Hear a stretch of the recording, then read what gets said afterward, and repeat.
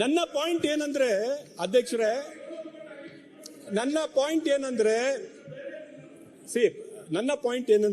ಅಧ್ಯಕ್ಷರೇ, ನಮ್ಮ ಪ್ರಧಾನ ಮಂತ್ರಿಗಳು ಸಬ್ಕಾ ಸಾಥ್ ಸಬ್ಕಾ ವಿಕಾಸ್ ಅಂತ ಅಲ್ಲ, ದಯವಿಟ್ಟು ಮಾತಾಡಕ್ಕೆ ಅವಕಾಶ. ಅವರು ಸ್ಲೋಗನ್ ಕೊಟ್ರು, ಸಬ್ಕಾ ಸಾಥ್ ಸಬ್ಕಾ ವಿಕಾಸ್. ಹಿಂದಿ ಗೊತ್ತಿಲ್ಲದೆ ಇದ್ರೆ ನಾನೇ ಹೇಳ್ಕೊಡ್ತೀನಿ ಅದರ ಅರ್ಥ ಏನು ಅಂತ. ಮತ್ತೆ ಇನ್ನೊಂದು ವರ್ಷ ಬಂದು ಹೇಳಿದ್ರು, ಸಬ್ಕಾ ಸಾಥ್ ಸಬ್ಕಾ ವಿಕಾಸ್ ಸಬ್ಕಾ ವಿಶ್ವಾಸ್, ಅಂದ್ರೆ ಎಲ್ಲರಿಗೂ ವಿಶ್ವಾಸದಲ್ಲಿ ತಗೊಂಡು ಹೋಗ್ತೀವಿ ಅಂತ ಹೇಳಿದ್ರು.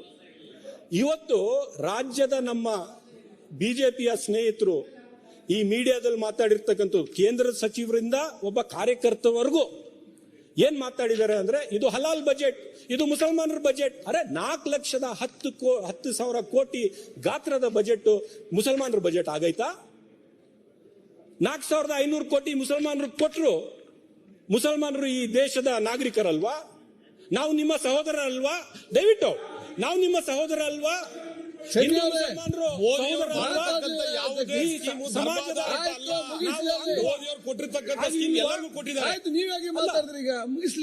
ಸೊ ಅಧ್ಯಕ್ಷರೇ, ನಮ್ಮ ಪ್ರಧಾನ ಮಂತ್ರಿಗಳು ಇನ್ನೊಂದು ಸ್ಟೇಟ್ಮೆಂಟ್ ಕೊಟ್ಟಿದ್ರು.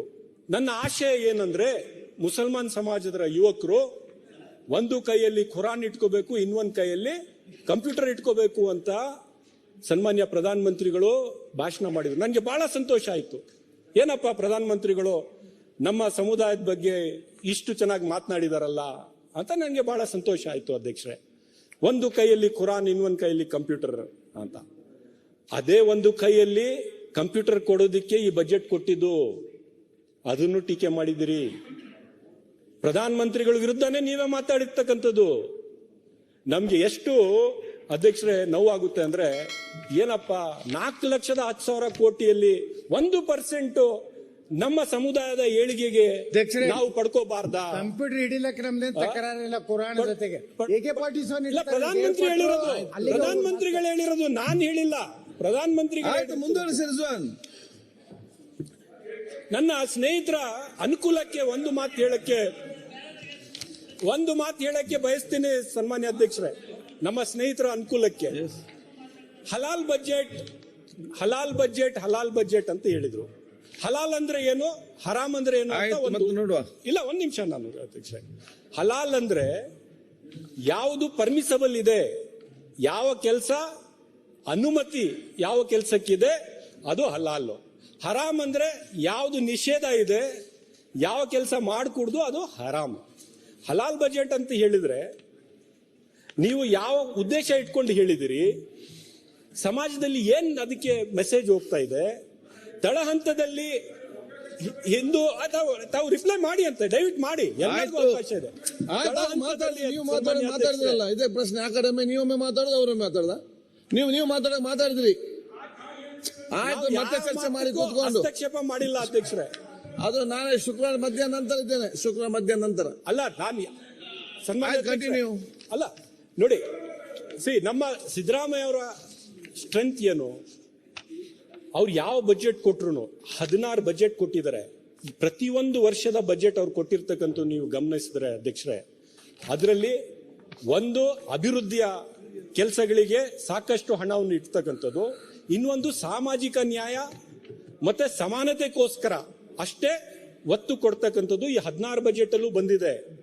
42,000 ಕೋಟಿ ಹಣ ನಮ್ಮ SCP-TSP ಯಲ್ಲಿ SC/ST ಜನಾಂಗದ ನಮ್ಮ ಸಹೋದರರಿಗೆ ಅವರ ಜನಸಂಖ್ಯೆಗೆ ಅನುಗುಣವಾಗಿ ಮೀಸಲಿಡಬೇಕು ಅಂತ ನಮ್ಮ ಸರ್ಕಾರ, ಕಾಂಗ್ರೆಸ್ ಪಕ್ಷದ ಸರ್ಕಾರ ಸಿದ್ದರಾಮಯ್ಯ ಅವರ ನೇತೃತ್ವದಲ್ಲಿ ಮಾಡಿರ್ತಕ್ಕಂಥದ್ದು.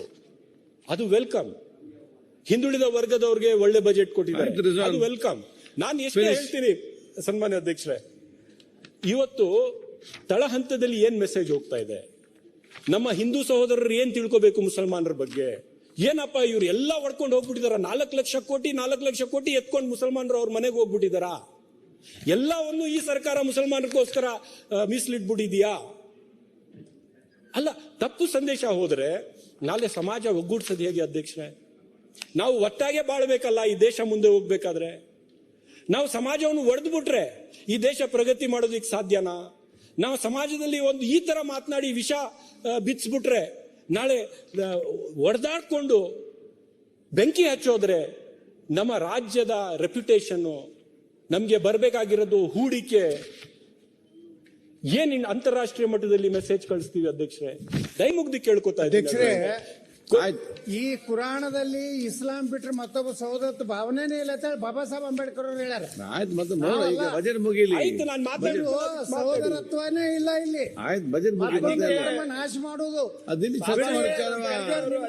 ಹಿಂದೂ ಧರ್ಮನೂ ಬಿಟ್ಟಿದ್ದು ಕರೆಕ್ಟ್. ಎಲ್ಲರೂ ಬಿಡ್ಬೇಕು, ಮುಲಾಂದೇ ಕೆಲಸ ನೋಡಿ ಇಲ್ಲ, ಅದಕ್ಕೆ ಹಿಂದುತ್ವನೂ ಬಿಟ್ರು. ನೋಡಿ ಇಸ್ಲಾಂನಲ್ಲಿ- ಈಗ ಚರ್ಚೆ ಬೇಡ. ಇಸ್ಲಾಂನಲ್ಲಿ ಬೌದ್ಧ ಧರ್ಮ ಸ್ವೀಕಾರ ಮಾಡಿಲ್ಲ.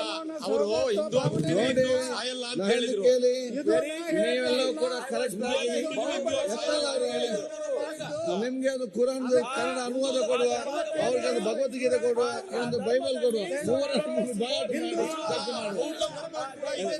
ಮಾಡಿ ಚರ್ಚೆ ಮಾಡುವ. ಒಂದು ಪುರಾಣ ಗೊತ್ತಾಗ್ತದೆ ಏನಿದೆ ಏನಿಲ್ಲ ಅಂತ ಹೇಳಿ. ನಾವು ಓದಿ ಇಲ್ಲಿ ಚರ್ಚೆ ಯಾಕೆ? ಒಂದು ಪುಸ್ತಕ ಮೊದಲು ಹೊಡೀರಿ ಅಂತ ಹೇಳ್ತಾರೆ. ನಿಮ್ಗೊಂದು ಸುಮ್ಮ ಸಹೋದರತ್ವ ಒಂದು ಅಂತ ಹೇಳಿ ಕನ್ನಡ ಅನುವಾದ ಪುಸ್ತಕ ಕಳಿಸ್ತೇನೆ, ಕರೆಕ್ಟ್ ಓದಿ ಮತ್ತೆ ನಿಮ್ಮ ಅಭಿಪ್ರಾಯ ಹೇಳಿ. ಆಯ್ತು, ಟೈಮ್ ಆಯ್ತು.